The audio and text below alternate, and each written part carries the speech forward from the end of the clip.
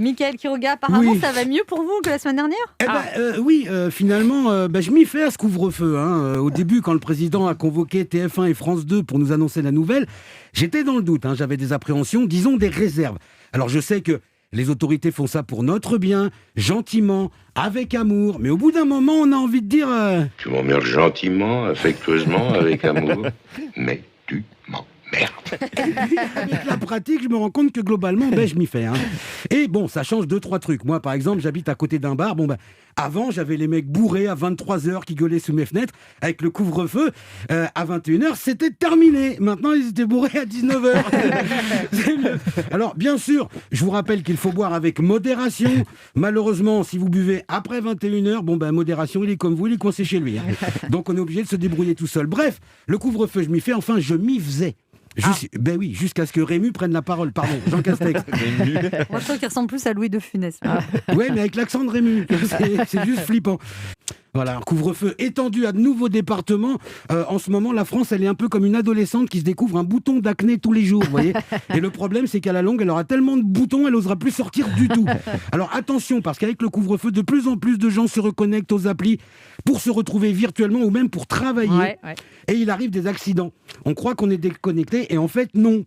Comme c'est arrivé à Jeffrey Toobin, qui s'est excusé lundi dernier après avoir été suspendu par le New Yorker. Il aurait été surpris en train de se faire plaisir la semaine passée pendant une conférence. C'est pas vrai. Si, pendant une visioconférence. Mais non. Si, avec ses Mais collègues. il savait pas qu'il était filmé?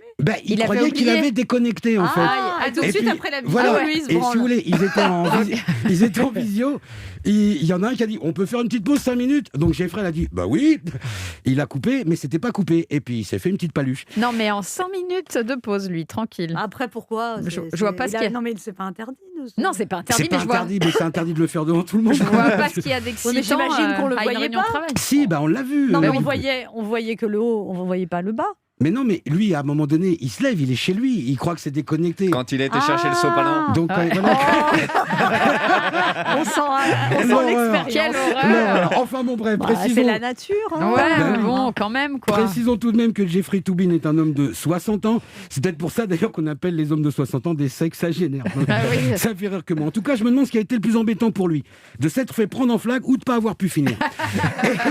Et puis bon, ce qui me rassure aussi beaucoup, c'est qu'en attendant le vaccin, on a l'arme ultime. Que ni les Russes, ni les Chinois, ni les Américains n'osaient mettre en place. On a tous anti-Covid.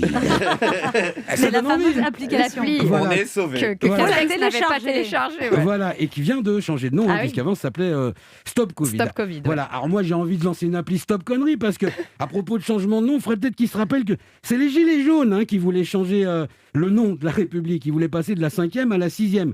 Vous vous souvenez, parce que pour eux, la République, c'est un peu comme une voiture. En 6e, il paraît que ça consomme beaucoup moins qu'en 5e.